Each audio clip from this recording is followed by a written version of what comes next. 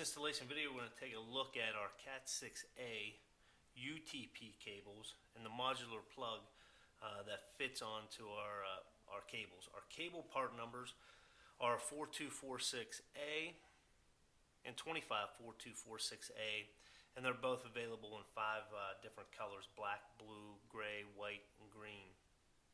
The modular plug that we're going to assemble today is our part number CN-CAPF MUL-S1.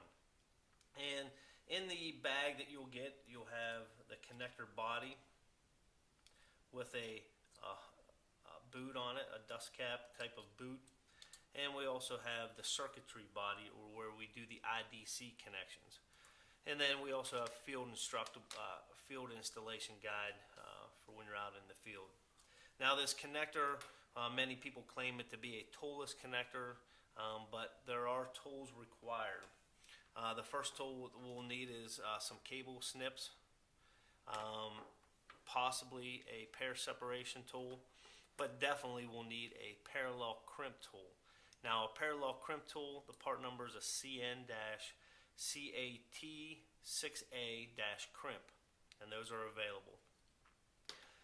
The connector is a 10 gig rated connector for our 10 gig rated Cat 6A UTP cable.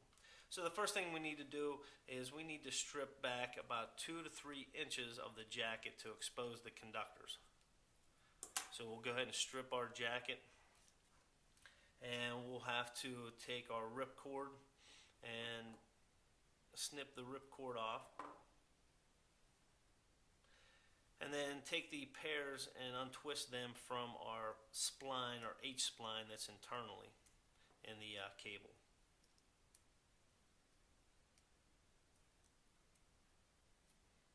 And once we do that, we need to just fold back the conductors, all the pairs, to expose the spline, and we need to snip off the spline. Cut that off and make sure we don't cut any of the conductors. Okay. Once that's complete, we need to untwist the pairs, and the best way to do that is to use our specialized tool, the TL-Cat Wire ST pair separation tool. And this is simply, we just put a loop in the back of the pair, and then this has a needle, and we slide the needle into the pair and take out those twists. Nice straight conductors. So we want to do that on all 4 of the pairs to separate the conductors and straighten the conductors. Once we do that, we have our conductors straightened out, and I like to snip these in an angle, and it just helps load into the connector a lot easier. So the connector, or the circuitry board that's provided, has 8 slots for 8 of the conductors.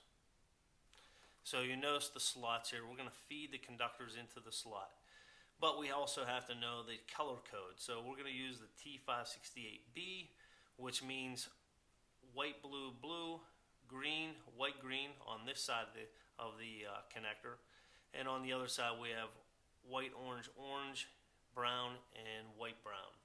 So I'll just simply feed these conductors into it. So we got white, orange, orange, white, brown, brown. Feed those up into the connector. And then on the other side, we need to feed the white, blue, blue, and the green, white, green. So the easiest way to do this is take your connector, the circuitry board, and kind of bend it over with the conductors, the white, orange, orange, and the brown conductors. Just bend that over, and now it's easier to manipulate our conductors and to feed those into the slots on the other side. We got blue, and then white, blue.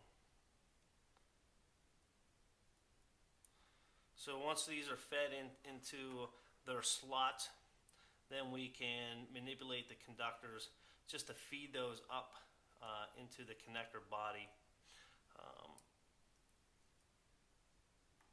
And we need to bring this connector IDC circuitry board close to the jacket, the strip jacket.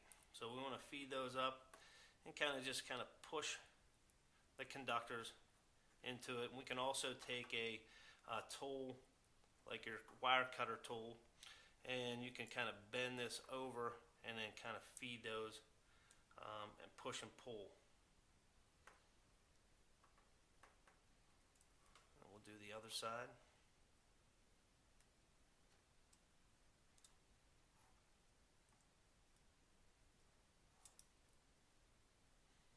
So once we got these conductors into the IDC board, about a quarter of an inch back from the jacket, now we can snip off the conductors by the IDC ports. We'll snip off the other side.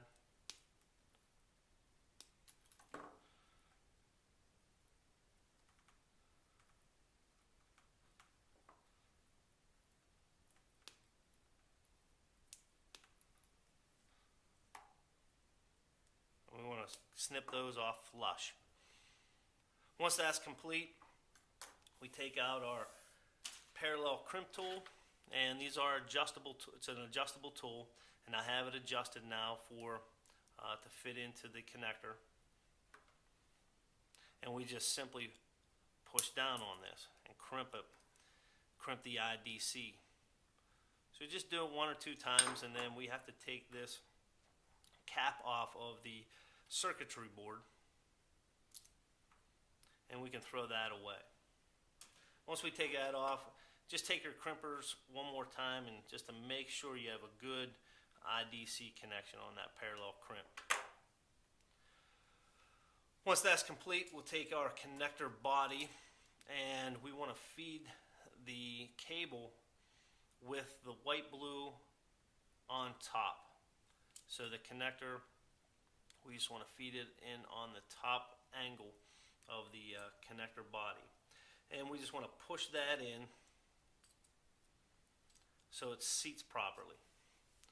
Once that's pushed in, we have a back end hood that we need to push down onto the overall jacket. And there is a little slot here that this needs to fit into. So we're just going to push this down over top of the jacket, and it snaps into that slot.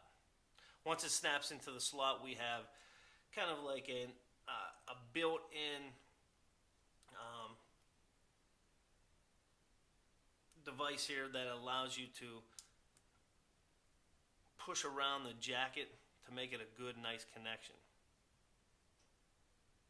So it's kind of like a built-in zip tie that you push around the jacket. Once it's pushed around the jacket, we can notice that it's nice and snug there. We don't want to go too tight with it. And we have our Cat 6A modular plug for our unshielded twisted pair. Another part of this is it has the hood or the boot over top of the modular plug, and we wanted to disregard that when we plug that into our system or our components. And that's the installation of our Cat 6A UTP modular plug. For more information on our cables, accessories, system components, and active devices, please visit our website at www.westpenn-wpw.com. Thank you.